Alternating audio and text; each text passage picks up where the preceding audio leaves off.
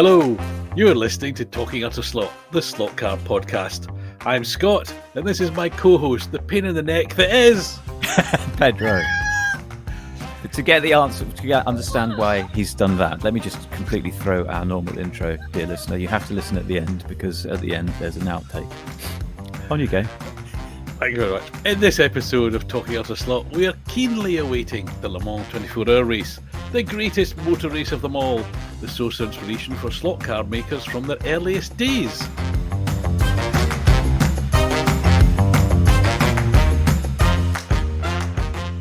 I'll also be telling Pedro how much fun he missed at the Abergavenny slot car rally. Racing is life. Anything that happens before or after is just waiting. The famous and often misquoted lines from the best motor racing film ever. That's right. Herbie Goes to Monte Carlo. No, that wasn't a good joke earlier. It's not a good joke now, but of course I mean Le Mans. I'm laughing. Too late. But anyway, it's the waiting. Of course, I am waiting on Le Mans. I've been looking forward to Le Mans for most of this year. In fact, some of last year, since the new rules were announced, and the hypercars and Ferrari and Porsche coming back and all sorts of good stuff. And it's finally there. It's sort of, hopefully, by the time this podcast has been published, it'll be literally just 24 hours or so away from the race starting. So I'm going to be staying up as much of the 24 hours as I can, albeit in front of my telly with the close proximity of plumbing and a kettle, unlike the old days when I used to go and camp at the track. Lightweight. And there was no... Absolute lightweight. First time I went, I didn't have a tent with me, and I was gutted that I fell asleep for 20 minutes at some time about 5 o'clock in the morning. Fortunately, as I was relying on, the French weather played fair by me, and I was able to sleep out and not get too cold. But these people who take tents and caravans and campers, lightweights. Well, I've done all of that. The first year we went, it was on a bus and we didn't have a tent, so I had to stay up all night, and you couldn't even go back somewhere and sit down. I remember buying a cup of onion soup just to hold to keep warm. What was the first time you went then? 1983. Oh, you're hardcore. Wow. 83. 83. Oh, good call, I think. I've tried struggling to think what would have been running. Oh, it was the sort of second year of Group C. So factory Porsches plus the early customer ones and some sort of... And some optimistic, dodgy spice things. More optimistic rondos and all that kind of thing, and WMs. Right. So there was still that flavour of things you could cobble together in a garage that people would bring and run. So which was good. Had no idea what was going on, of course, because no internet or Radio Le Mans in those days. But every hour on the hour, the track tannoy would have the top 10 positions in English. So that was the only way you could find out what was going on. That was it. Wow. There was no other way of finding out what went on. But nevertheless, I loved it, and I went a few times. But now that I'm old and I enjoy comfort and the ready accessibility of plumbing, I like to watch from home. And to be honest, you see more because the television coverage is wall to wall. You can follow in-car on different cars, or you can watch the track feed. You can listen to the Eurosport commentators. You can listen to Radio Le Mans commentators. You can follow the lap times on the lap. There's so much information that it's really great. And I love endurance racing anyway. And I think this Le Mans is a bit special because it's the 100th one, and we've got all these great cars. And we talked about this earlier. We've both been looking forward to the Garage 56 NASCAR, which is a Chevy something or other, which Jenson Bunsen and Rockefeller and Jimmy Johnson are driving. So it's been allowed in. It doesn't really fit the rules, and they've kind of cobbled it together. And we were both looking forward to the noise it was going to make, and it doesn't disappoint, but it's also pretty quick. It's great. I want to take issue with looking forward. I do have a old European view of it, and I'm curious about it, but I'm not super excited. I was blown away when I looked yesterday, and it was like 4th on the timesheets, and not. I think we both watched a video that Bunsen, that Jenson Bunsen man, Bunsen burner, and here we go. Here's the gag. He was quite literally setting the timing. Well done. Quality. Sorry, that Well was a done. genuine spoonerism. Jenson Button was only 200. No, 2 seconds. I don't know. He was 2 somethings off the top times, which is quite impressive. And I commented in a giggly way at how preposterous the machine looked, and particularly with that plexi rear. Well, we can't call it a wing. It's a wall on the back. It's a dam, an air dam at the back. But it'll be interesting to see. It will be interesting. Okay, I am moderately curious about how it goes. Is it going to just destroy its tyres? Is what I want to know. Will the torque just eat them up? Well, one thing that Jensen said was because they were worried about how fast it was going to be through the fast corners, because it's going to go, it accelerates very quickly, hits an aerodynamic brick wall. But I mean, but it manages to keep. But they were worried about through the fast corners, was it going to be really slow? And apparently it's not. But he said it's got a bit of understeer. Now that doesn't sound good on an endurance race, because you're going to have to commit. But they're not. I mean, they're there for fun. They're there to give a point of interest for American viewers who don't follow endurance racing, and for Europeans who don't follow NASCAR. It's already done its job in a way.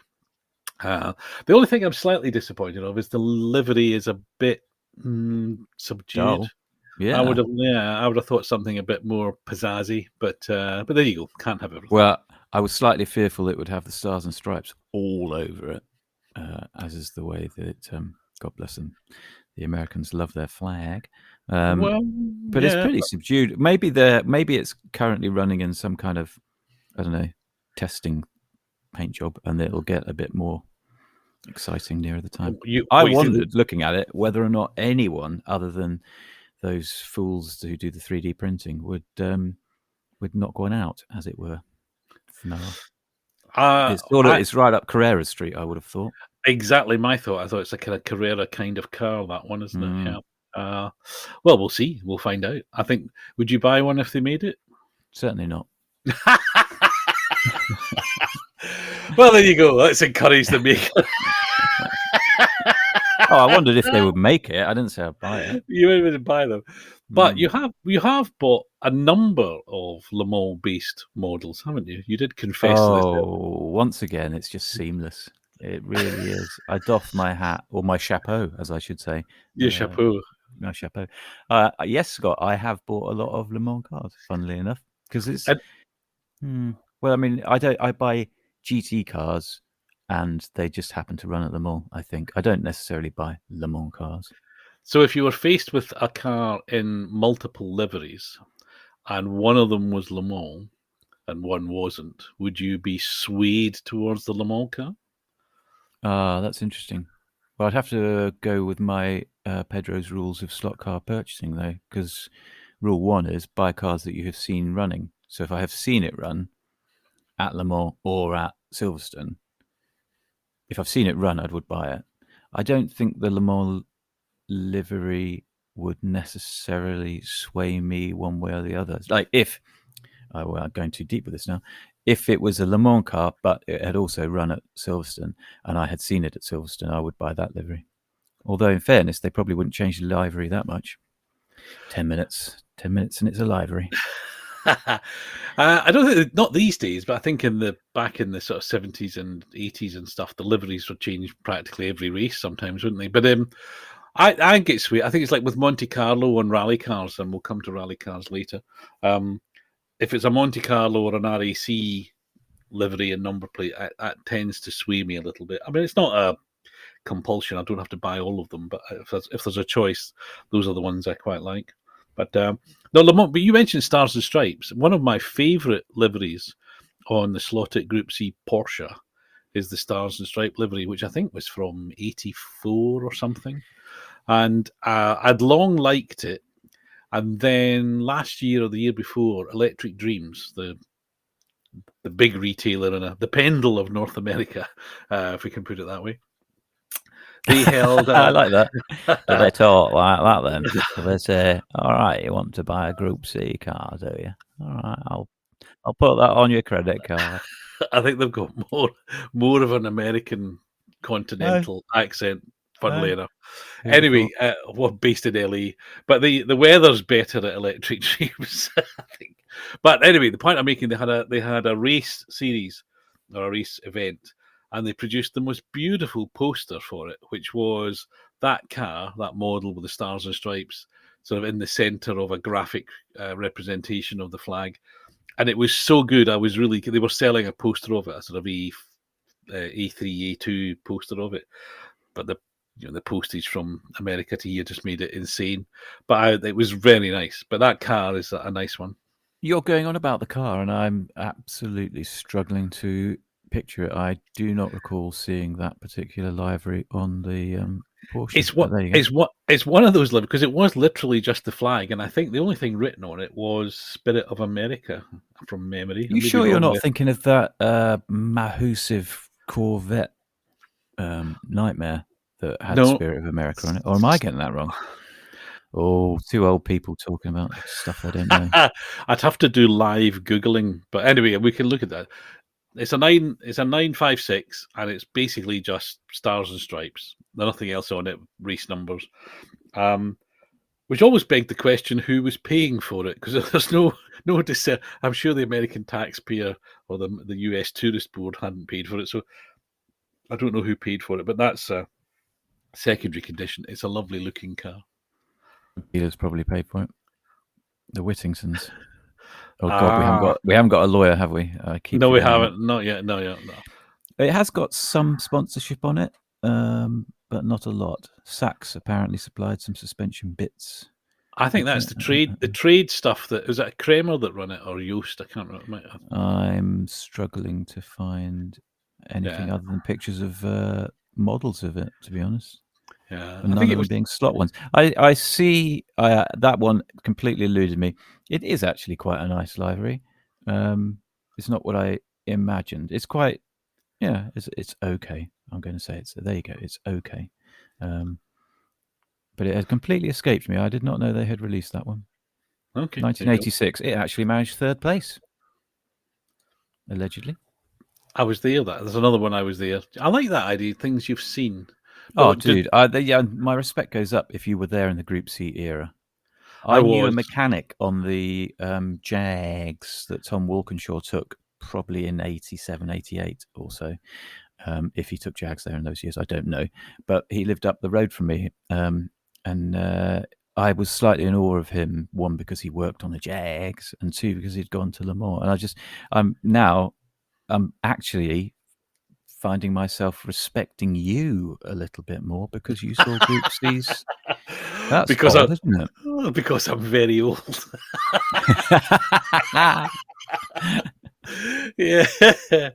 Yes. Well, I think there's a compliment buried in there somewhere. No, there is. You saw Group C's race. I've only ever seen Group C's do demo runs and pretend racing at Silverstone things. Well, at the risk of increasing your admiration for me, not only did I see them race, I saw the Jaguars win, and the drive back out of the track, with the roads were lined with French villagers, literally handing out bottles of wine and things to people in cars. Really? Yeah. Well, I think it was the first non-German victory at Le Mans for some time. So anyway. God, imagine what they'd do if the Rondeaux or Rondeur or whatever they were called. Yeah, well, that was 1980. Was it the Rondeau one? So I wasn't there then. Oh, they did? Oh, okay. So I thought they were just ever hopeful. No, they did. Not enough. Did.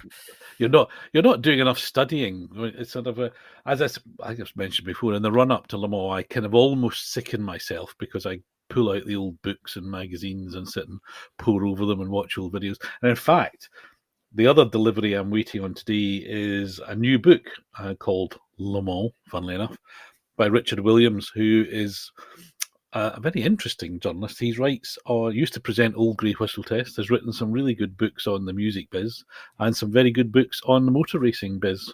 So I'm looking forward to that. He's one of those very few authors which I'll buy on the basis of him writing it. I'll think it must be interesting. So the combination of that and Le Mans, boom. So I'm going to try and get that read before next Saturday lunchtime. Did I, as is my wont, miss something here? You're referring to that as a second delivery. What was the first delivery? I think, because I haven't opened the box, it was a shoebox-sized shape, and I think it contains a fly march in the Bellevue livery, i.e. the Williams Run one, which I managed to. Now I hope the guy I bought it from isn't listening. Because I bought it for what I thought was a really good price. I was amazed I won it for the price I got it for. So I hope it's a good car in one piece. I haven't opened the box. I mean, just open this box and it'll go, ha, there's a pile of bits. But anyway, so that's what I bought. I couldn't resist. So not Le Mans themed, which is why I wasn't really mentioning it. Ah, okay. I just thought you mentioned it and I'd like completely zoned out. Not unusual. Totally unlike me. Talking about that, and I mentioned so Le Mans, the significance to Le Mans for slots is, I think, people who like motor racing kind of like endurance racing, and people who like that kind of like slot cars, etc. But the two overlap quite a lot, and I think almost every range. I'm going to correct myself here. Every range has got some sort of Le Mans car in it, right from the early days, C types or D types, and old Ferraris. I'm going to say not the current SCX range. Speculating wildly. They've maybe got some GT3s, but I don't think they're Le Mans GT3s. Okay, but they've certainly had them in the past. I mean, they were pretty good at doing some of the LMP cars and things, so they've had them in the past. They were, that's true. Yeah. They did the Dome, didn't they? Which was a great little wagon. Yeah. Well, they did the Jag and the 787. Of course they did. Yeah, so I think it clearly has a big pull for everybody. But we were just speculating again, actually, because we talked about this with the slot car 24-hour races. Famously, the one which takes place in Britain up in Derby, the digital one, which I haven't been to. It looks fantastic because they even put in a pit lane and a Ferris wheel and trees and all that sort of thing, and they run several hours in the dark. And I think they use mostly slotted or that kind of slotted scale auto NSR type cars. So proper racing, not the sort of thing that you and I do. Certainly not the sort of thing I do. But in the spirit of Garage 56, which, just to explain for those who might know, so at Le Mans, cars have got to run into legal categories of hypercar or GT or whatever, and there's rules that cover it, and they have a whole championship. Garage 56 is reserved as an invitation by the race organisers for kind of quirky cars or new technology or whatever. And so it competes in the race, but it's kind of it's not really up against the other ones, which is where this NASCAR has come for the 100th anniversary one. And we think that spirit should be applied to the 24-hour slot car race, and there should be a Garage 56 special entry for us. Well, maybe us. Well, under us. Under us, me. Well, maybe me. You're a better racer than I am. But we use a box standard toy car, so a Carrera car or a Scalextric car. It probably won't be as quick. In fact, it definitely won't be as quick. What do you mean, probably? Well, the great thing is we don't know a bit exactly like this the NASCAR. So it was invited to the race. Even the race organisers are worried, going, it'll be a bit slow. We might have to wave flags, etc. So even they're worried, but they're doing it. The spirit of doing it is, it's interesting to have it along. I think it would be great to have a box standard car. You only allow, maybe change the tyres. I don't know, but the only thing you're allowed to use is standard components, because you'd have to change braids and I don't know tyres at some point because they'd wear out. And just see how it got on, and just see if it could finish. It would be a point of interest, because as a non-participation person in the race, normally I'm not going to be in one of those teams. I'm not good enough. I don't build cars that go that quick. I don't race cars that are like that. But I do buy stuff from, Amazon toy shelf, which are regular Scalextrics or whatever cars. And to see, could it finish? How would it stand up? I think it would be. I know we started it as a daft idea, but I think it has legs. I do not quite agree with you. I think they're so limited on spaces that it's not like the real grid. They are limited on spaces, so they can't give up one to bumbling idiots with a Carrera. and they haven't even changed the guide from the deep wood guide. Yeah, first lap round, it's like clunk. Oh my god, we got to change the guide, and we're 10 laps down.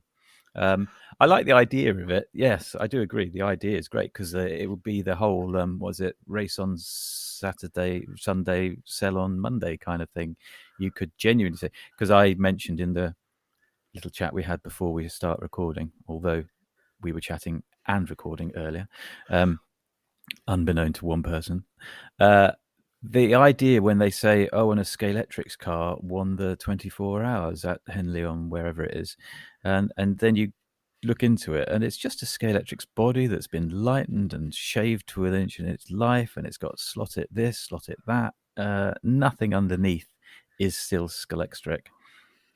So it's just, this is what gets my goat about people who tune up cars and then still say they don't tune up, they modify, and then say, yeah, it's a Scalextric. No, it isn't.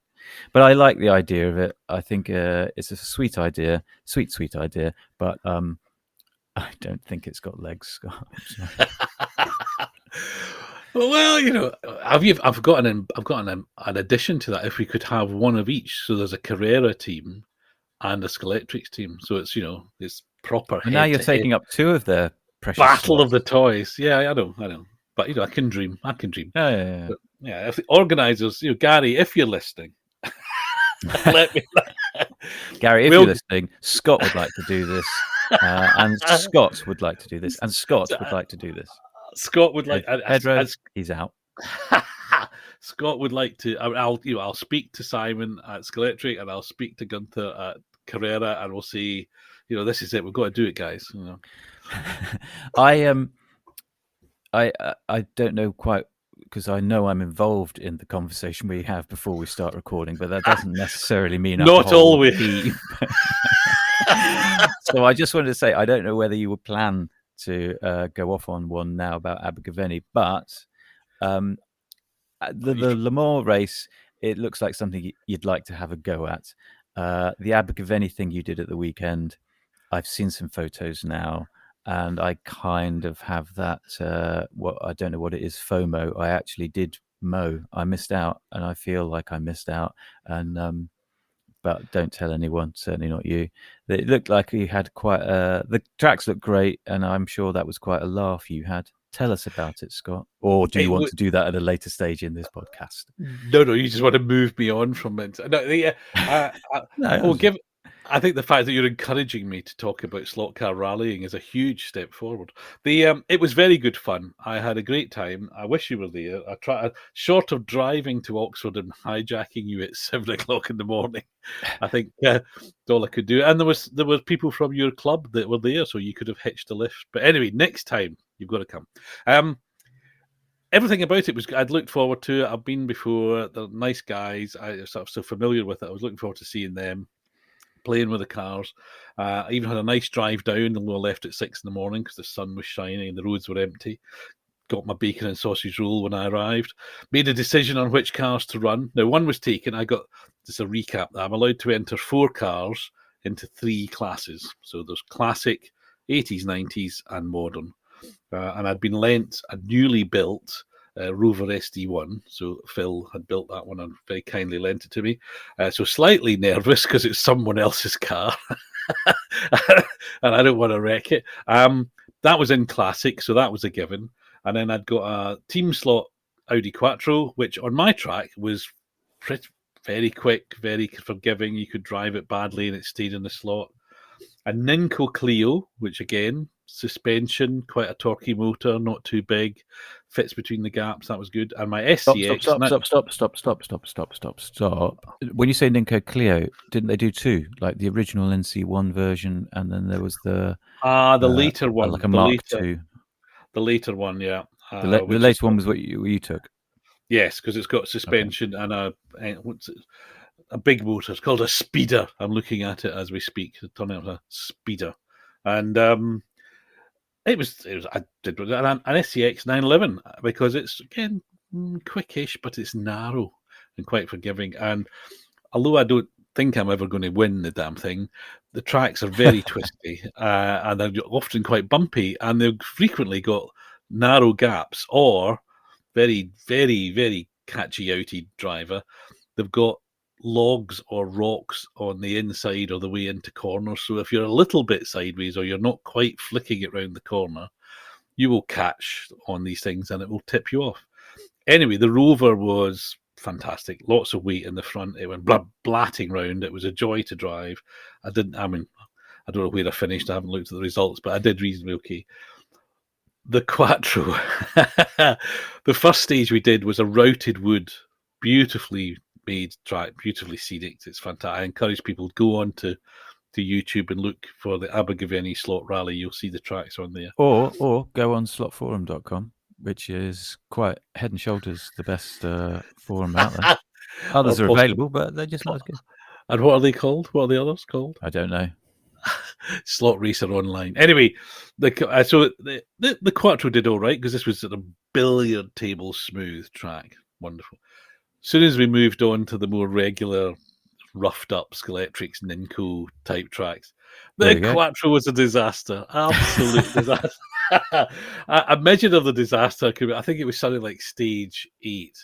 And there were 8 stages in total, so it must have been sort of 5 or 6, which is called Stelvio because it kind of climbs up back and forward, down and back and forward. And basically every hairpin, this damn thing came off. So a typical time, the quick guys were doing it in low 60 seconds. The non-quick guys were doing it in mid-70s. And what were you doing? At 2.5 minutes. That's the important thing. You took part. I didn't. I was sitting at home. Well, it was so bad that when I handed in the timesheet at the end, I said to the girl, I said, "You're going to come to one of the entries that looks like it's a mistake because it says 2.5 minutes, but it really was 2.5 minutes." And bless them, they said, "Well, there's a maximum time on it, which is 2 minutes, so you've saved 30 seconds." But I was still absolutely last. So when that was read out, I must confess I gave a little bit of a cheer because it was the only time I appeared at the end of a list. I was never going to appear at the top, but at least I ended at the bottom. So that was good. So we had a great time, lots of chatting. And what was really interesting was a mate came along who'd never been. He's moved recently, noticed he was only not far away, met me there. He'd contacted Phil Barry, the organiser, beforehand, who'd agreed to lend him controllers and cars. So he leapt in, complete novice virgin, call it what you want. He went round with us, and in his own words, he had a great time. People were friendly and accommodating. No, we were going round with the guy who ultimately won one of the classes. So the mix of abilities was huge, but there was no edge to it. Lots of banter, lots of everybody's marshalling for each other. It's a good time. So I really encourage people to slot car rallies in general, but if you get a chance to go to one of the Abergavenny events, it's really lovely. So are you going to claim that you were made to run first on the stages and had to clean them up so that the dude in your group who ultimately won could whip round you having done the cleanup? Actually, no, but purely based on the order of the sheets of paper on the clipboard, I ran last every time. So you actually managed to, you watched him go round and you saw what he did, and then you went off and did your own sweet thing. You didn't learn, basically, is what I'm saying. When you come along, dear listener, can I just point out, at the moment, you can't see this because it's a podcast, but Scott is very pointedly pointing at me in the camera. And I think there's a tone in his voice. I'm not sure. No, what I'm going to say is when you come along and, put your reputation on the line. I have no reputation. No, watching Gareth go round is, I think, like any time you watch a really good slot racer, it's your or even a real car racer, you kind of slightly slack-jawed going, I can see it happening. I don't quite understand the physics of it. And I don't think you can learn by watching, really, because you can't replicate the trigger control or the way the car's set up or whatever. So there's a little bit of a benefit because some of the tracks are very intricate in as much as the way you're doing. It looks like you're doing the same lap, but it suddenly turns left. And sometimes it's just keeping track of where the hell you are and what's coming up next. I very typical one. I like it on Tinternet, Instagram, when you watch a video of the Spaniards doing what they do best, which is a rally track, and you realise that they have it's a 2-lane track, but because there's a crossover somewhere, they're going to go in one direction, and then suddenly they're coming back on the same piece but in the other direction. And I like the use of space, basically, that they are doubling the length of the stage by just sort of coming backwards on it. I know that's a simple thing, but it's quite sweet. Also, just to say it, there was on today, I think there was an Instagram feed of a 124th rally stage that I saw, and that looked amazing. It almost looked, as he put the Scandi flick into action round a corner, the flour or cocoa powder that he chucked up, it almost looked sort of properly scale, and it looked the business. It is good. I mean, hats off to the guy. The guys have been running this thing now for, well, Phil told me one of the tracks that we use, he says, is 30 years old. Wow. So, but the Ninko track was just Ninko track laid out, very wiggly and barriers. There was no sort of scenery on it. All the other tracks were scenery, surface textures, buildings, the whole thing. They're lovely to run on. I mean, they're interesting. None of them are kind of the same. Witness the fact that my Quattro would go around some but not others. And no, it's the various. I think we used to look across at the pictures, and undoubtedly the Spanish events are much bigger. There's more people. The Abergavenny Club. There was 8 tracks there yesterday, and 7 of them were all scenic. So it was good fun. I just as you were talking there, 2 things. One, I was listening. It's the first time for everything.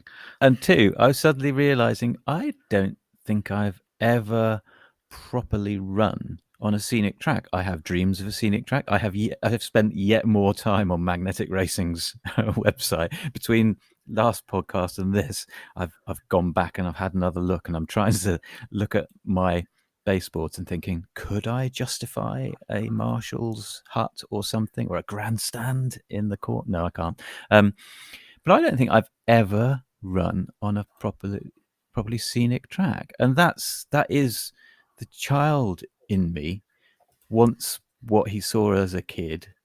That's what I want to do now. I do want a scenic track. I've done for a long time. It's not fear of missing out. I did miss out, didn't I? Why didn't you ask me to come, Scott? I don't understand why you didn't suggest that I came. Yes, I must remember to do that next time. Yeah, that's a bit selfish of you, mate.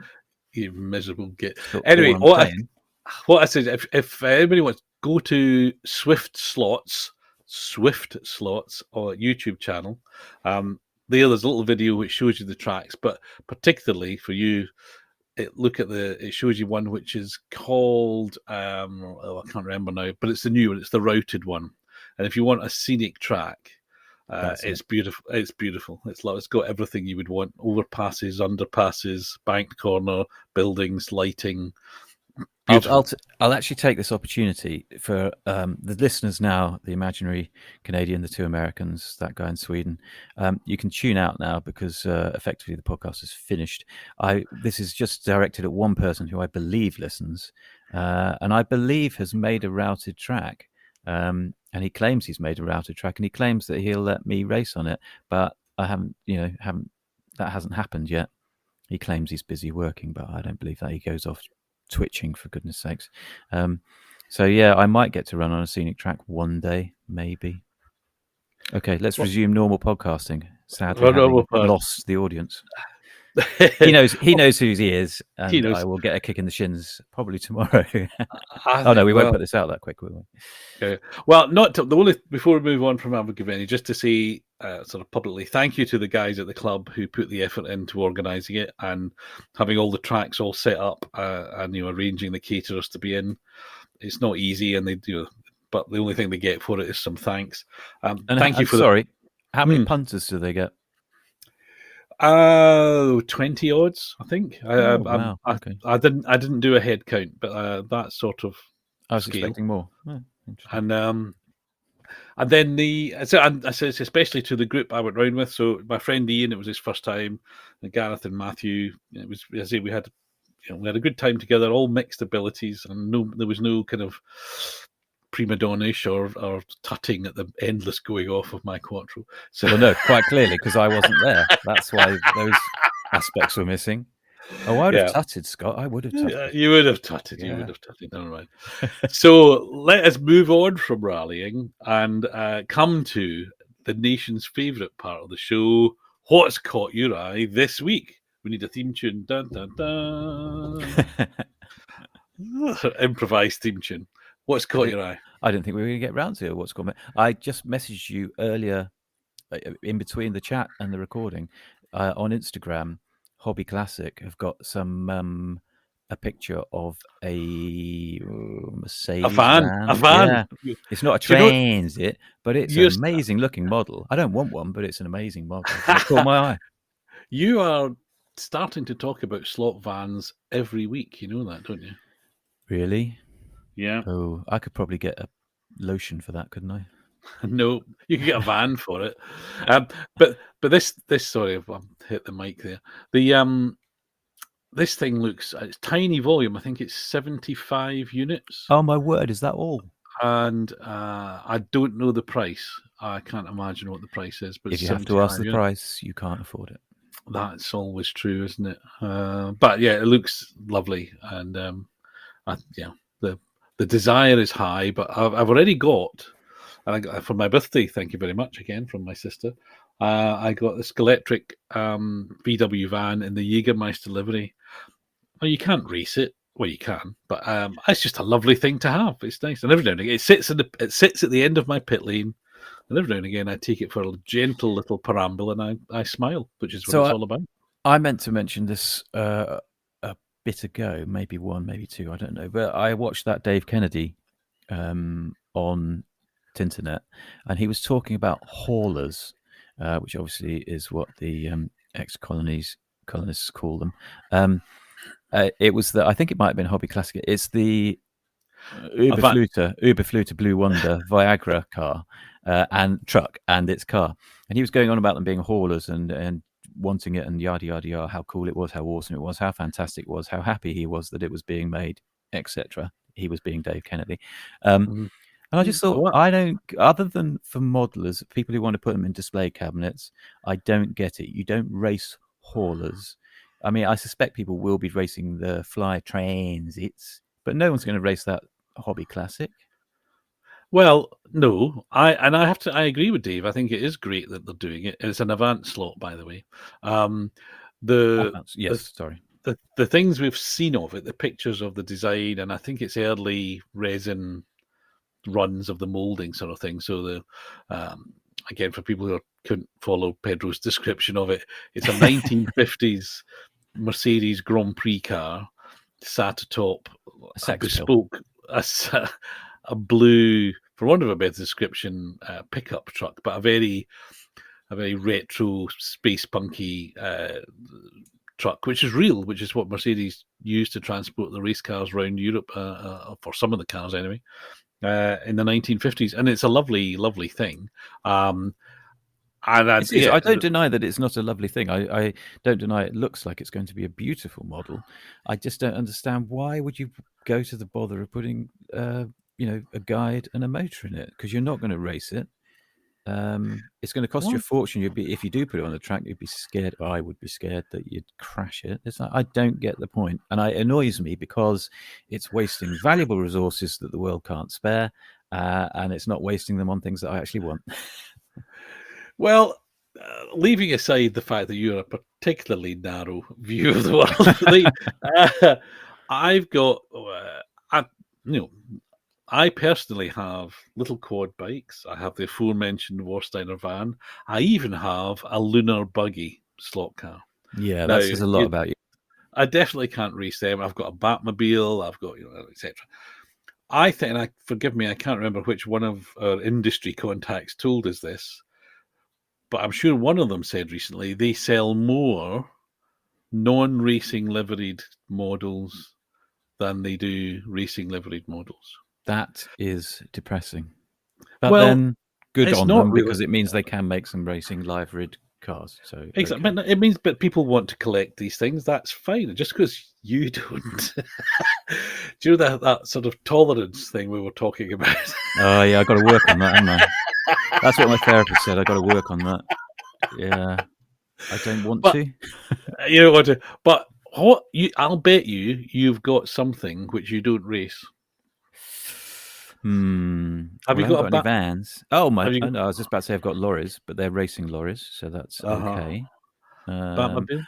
I don't have a Batmobile, but you know what? I do believe I need to check that. I think I've pulled the trigger on an order of a Fab 1, which is very clearly not a racing car. It's Yeah, very clear not a racing car. So the hypocrisy. The hypocrisy. There you go. Chipping it. Anyway, what else has caught your eye apart from very expensive haulers that you're not going to buy? I could every now and again. I mean, we make fun of Americanisms, don't we? But I think that one's one of the ones that makes sense because it describes what it does. It hauls stuff about. Okay, it's a very good word for it. Yeah. It's dangerously close to a thing that rattles my cage. Let's be honest, there isn't much that rattles my cage.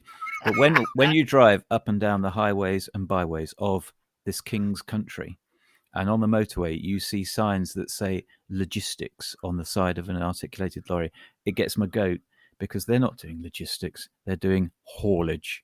And anytime I see a van, a lorry that has haulage written on the side, I want to beep my horn, give him a thumbs up and say, well done, you are definitely hauling. You're right, it is a hauler, but he's not doing logistics.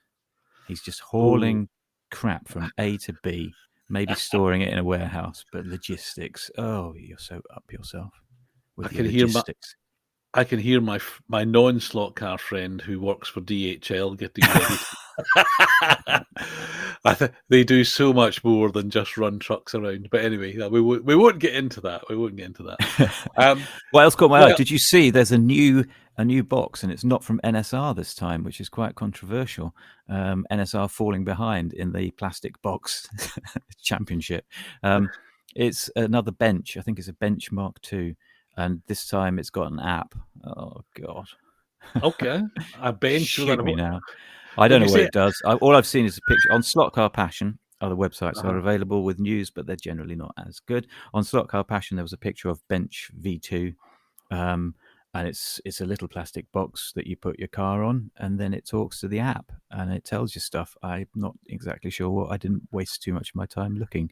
But the app has a little picture that says brakes, and there's one that says motor, so I assume it's a rev counter of some sort, and that's that.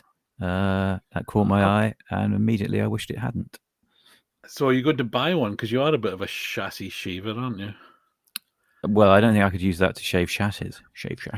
It's all part of that endless chassis shaving, axle shortening, body lightening. Slippery slope. Tire. What is it you do to your tires? You boil them and glue them. No, you don't boil the tire. You glue and true them, mate. Glue and true them. Oh, did you see we had a comment on our YouTube video that friend of the show, I hope he's a friend of the show, I consider him a friend of the show, Dave Slaughterer, was correcting me on that tire true of what you saw, and I saw. This is going horribly wrong already. Because I said it might be made of 3D shenanigans, and he said no, it's cast in resin, and he's going to do a review on it soon. And I like Dave and his reviews. He's up my street. He's deadpan and drinks more coffee than I do, for sure. But drinks more coffee than anyone is fast. Yeah, that's him. And you'd think that would wire him up. He'd be like firing on all cylinders. But his deadpan delivery, I chapeau again. Whereas I just live on caffeine with extra fizz, rather than coffee. Yeah. Jolly good. Well, I'm going to say, because I've been so obsessed with my rally preparations, which clearly were wasted. I meant to point out to you, the reason your rally preparations failed so miserably is hubs. I bet you didn't buy any hubs, did you? No, I could have sold you quite a few. But you mentioned there was a raffle for everyone who'd entered, which is very nice. And I was drawn out in the raffle, and I won. Bear in mind, no. There was multiple winners. I was just one of the winners. The main winner won a Team Slot Group 5. Team Slot Group 5 Escort, which was quite nice. I Is got that because it some was sponsored by staff slot cars. Who are they? Yeah. But the little prize I got came from Red Dragon Slot Racing, who I hadn't heard of before, so that worked. But I've got some NSR tyres, so my recent convert to tyres. But I also got some ultra soft braids, and it says thickness for race only. So I don't know whether they last literally 20 laps and fall apart in the sort of True Lotus style. So you may find that in your Christmas stocking. You just used the phrase, I'm paraphrasing this, you said something like, I am a recent convert to tyres. That sort of implies that you were just running around on hubs before. No, I would run... I bought quite a lot of replacement tyres, but never branded racing ones, as it were. So I buy things from Wasp and other people, and Pendle stuff for my old flies, etc. Sorry, But Wasp. these are... What's Wasp? I don't know what it stands for, but it's Wasp slots. If you go Wasp slots, WASP slots, They do tires, trackside figures, lots of 3D printing, but you can ignore that. Oh no, that's a dead business. They're going to go out of business. If they keep doing that. Yeah, I know. It's flogging a dead horse. But the other week was the first time I bought, thanks to a recommendation from Dave Kennedy, I bought NSR tires for my Carrera GT3 cars. And it was a bit of a revelation. There was a bit of a road to Damascus moment. So that's what I meant, that I'm a recent convert to go faster tyres. I'm sort of resisting it. Feels like a slippy slope. I don't know how many cars I've got. Let's say it's 1,000. If I have to buy tyres for 1,000 cars, I'm going to be bankrupt. So anyway, we'll see. But thank you very much, Red Dragon Slot Racing, for your donation to the Abergavenny Rally. The tyres I've got are for classics, so I shall find something suitable to put those on. Good. I'm glad. You mentioned your Carrera, and I'm still slightly miffed that I can't find, although I haven't put a lot of effort in, admittedly. When I finally descend on your abode, I am going to bring my Carrera M1 and just rip tyres off yours and see if they'll fit on mine. I want that car to run. I love the look of it. I love it, but it's got crap tyres. Well, if you go on to Wasp slots, none of these people are paying for these name checks, by the way. Feel free to donate if you want to. But no, if you go on a Wasp slot, I'm sure they do about 40 different tyres. They're not urethanes, are they? I always think the small cottage industry people are putting out urethanes or silicone. No, yeah, you see, it's silicone you want to avoid. Urethanes, urethane is just rubber, isn't it? It's just just a posh word for rubber, I think. No. I'm no chemist. Anyway, but they do about 40 different sizes for all sorts of things. So are you bound to find something that would fit your Wasp slots? I will write that down now. Wasp. He'll send me a reminder 2 days later. Go, what was that thing? What was the name of that? The one thing which caught my eye, which if you don't like non-racing livery slot cars, you're going to be even more bemused by this,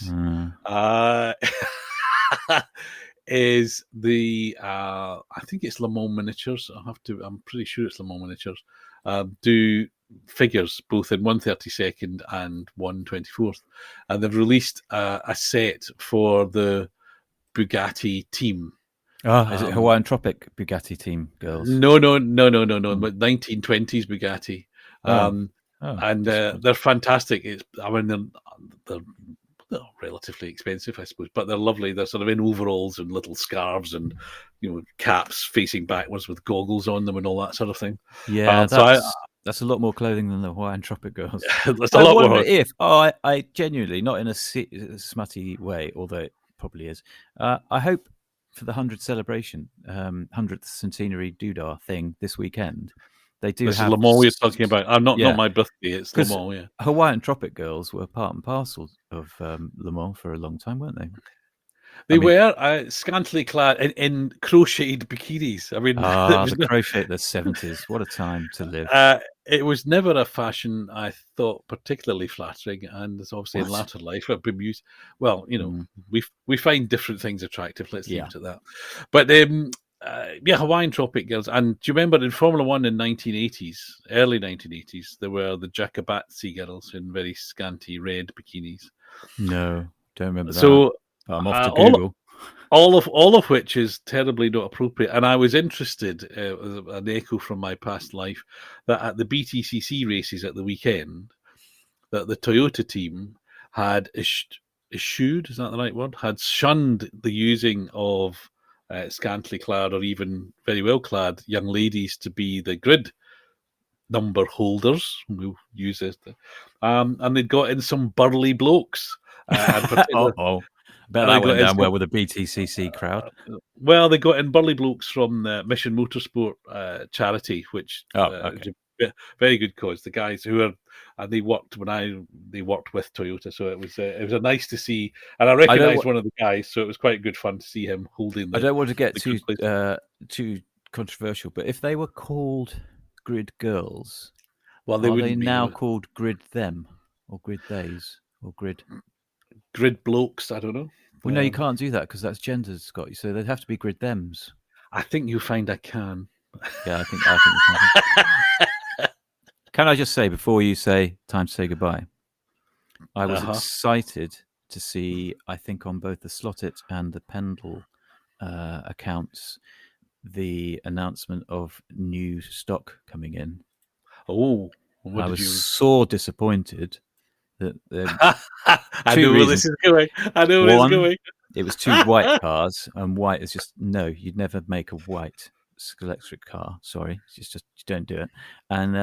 And two, it wasn't the Maserati MC GT3 Paul Ricard, or indeed the BRM. I'm now getting a bee in my bonnet about the Marlboro BRM. Those cars just are never going to appear. I told you the Maserati was made. They were on a shipping container. They were nearly here, but there was some rough seas off the Bay of Biscay.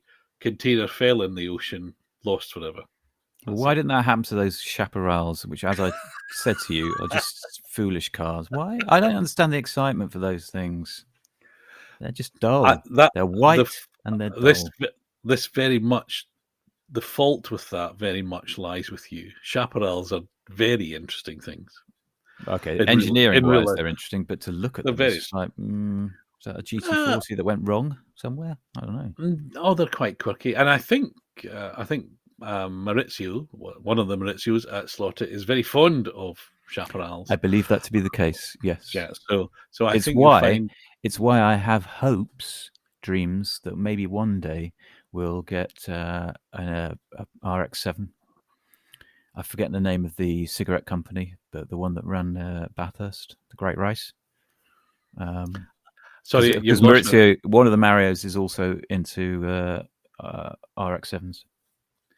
Oh, I see. So yes, I wonder what the connection with Chaparral was. That was a bit left field. It was Maurizio. Sorry, we're losing the plot. We've gone on too long, Scott, and we're losing the plot. That's always the case. We started laser focused as per on Le Mans. As per laser focus, and I was recording and you weren't aware. Yeah, you person. You did. He said a bad word. Yes. So Le Mans. Back to Le Mans. Predictions for top 3. Go.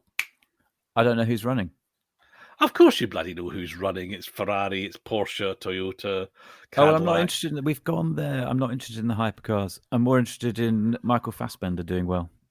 Oh, interestingly, I think from what I saw, the car is no longer in the green livery.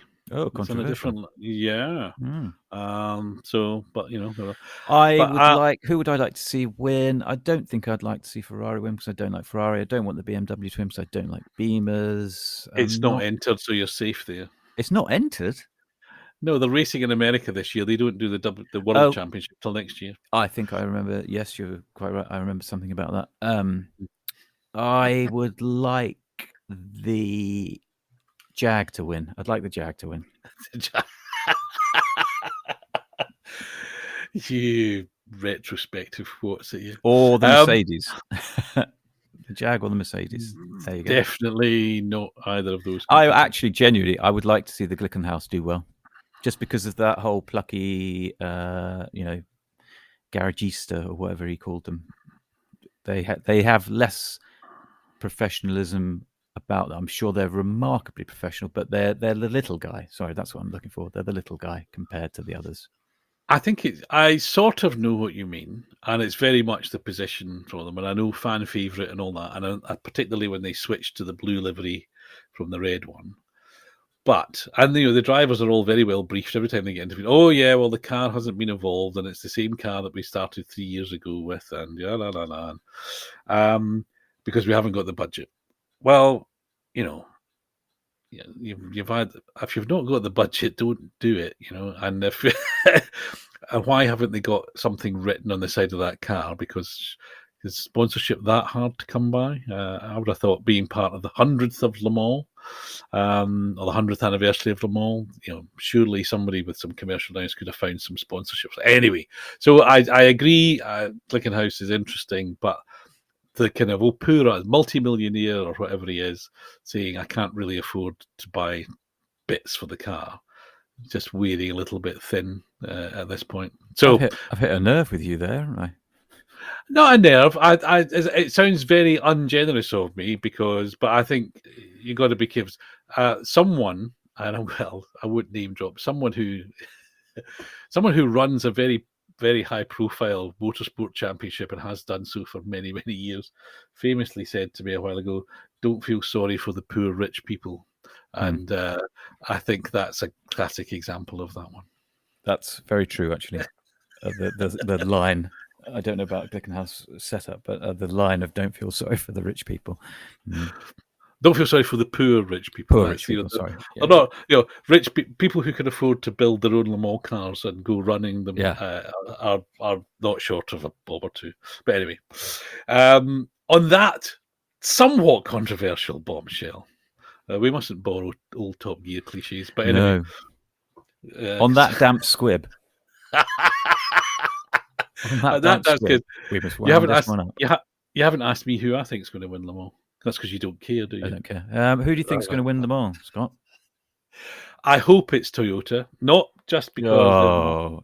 No offense, but Toyota are becoming the Audi to me of Le Mans endurance racing generally. Very clever, very clever. Mm-hmm. Just stop. Well, I don't want that. The reason I want them to win is that obviously I know a few of the guys, and I think that's the connection, which would be nice.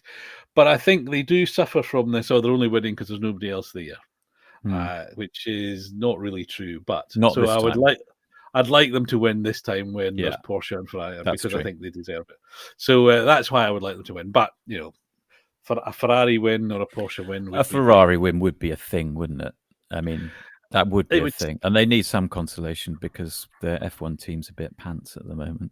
But and I think actually, I believe, I'm not so au fait with them, but I think the Ferrari is the one that I like the look of the most because it's got a mad rear to it. Looks very Batmobile. Okay. Well, you've been paying more attention than I thought you had. That's good. Anyway, let's say goodbye and go and watch the race. Goodbye. I'm going to watch a race. Thanks for listening, everybody. And thank you, everybody who leaves comments one way or another. Some of them we don't fully understand, but thank you anyway. Cheerio. Bye. Well, it doesn't ring. Good idea. And, okay, I think I'm ready to go. So, so Le Mans, Abergavenny, what caught our eye? Goodbye and good night. Good. Yeah. Fun, light, enthusiastic, happy. We are happy. Remember, that's it. We're spreading joy. You can't do that. Fun and enthusiastic. Fun and enthusiastic. Joy. Toy cars. Look, I can have fun with a shitty team slot. One. Can I just point out, you are aware I'm recording this? No, you're not, are you? Yeah, the thing's recording you. Douche canoe. No, it isn't. Look at the 43 seconds, 45 seconds, 46 seconds. You actually missed the countdown. I completely missed the count. Well, don't use this then. I didn't know. I didn't know use it. Don't use it. All right, so I've got to start, have I? Okay. So you got to start. Yeah, that's. Oh, give me professionals. Count me in. In.